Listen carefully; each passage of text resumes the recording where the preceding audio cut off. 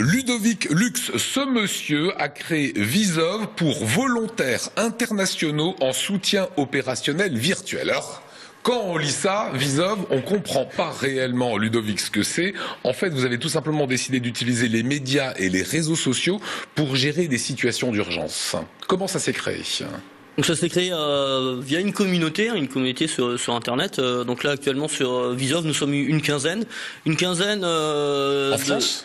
Alors en France, à Malte, au Québec, dans toute la communauté francophone, et notre champ de compétences, c'est effectivement tous les médias sociaux. Donc quand on entend médias sociaux, on n'est pas sur du Twitter, on est dans du Twitter, Facebook, mais également Instagram, YouTube et tous les blogs et forums. Pour qu'on comprenne bien, ce qu'on va expliquer là, ça existait déjà aux États-Unis. Par exemple, il y a eu l'ouragan Sandy, il y a eu les attentats de Boston. À partir de ce moment-là, des volontaires internautes vont commencer à tweeter ces informations.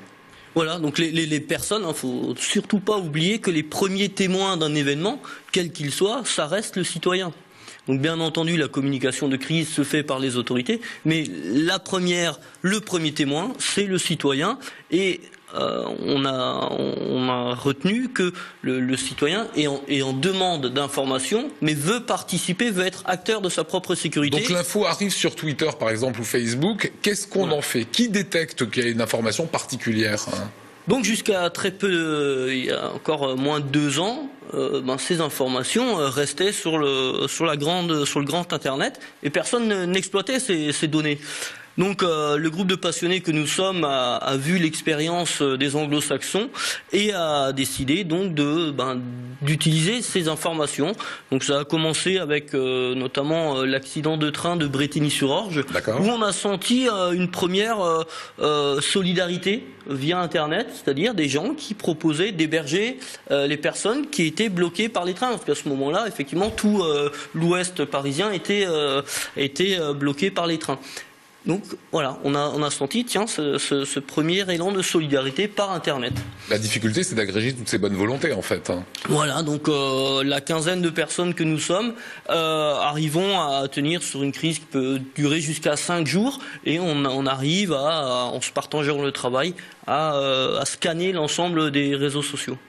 Est-ce qu'on risque pas d'avoir des fakes, des gens qui lancent des fausses informations, et vous, volontaires au garde à vous, bien sympa, vous allez relayer ça?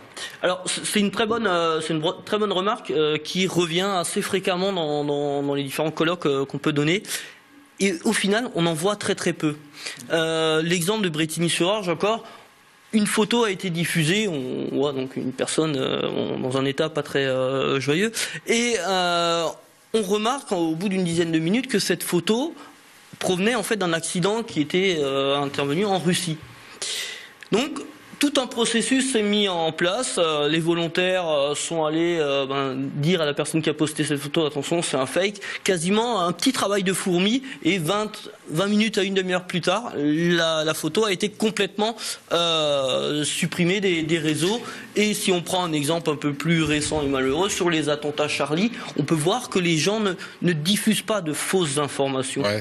On voit les gens sont acteurs, et même si une fausse information est diffusée, on voit dans le flot qu'elle apparaîtrait en rouge, c'est pas cohérent. Aujourd'hui, vous avez besoin de quoi? Vous avez besoin de plus de volontaires? Vous êtes 15, c'est faible.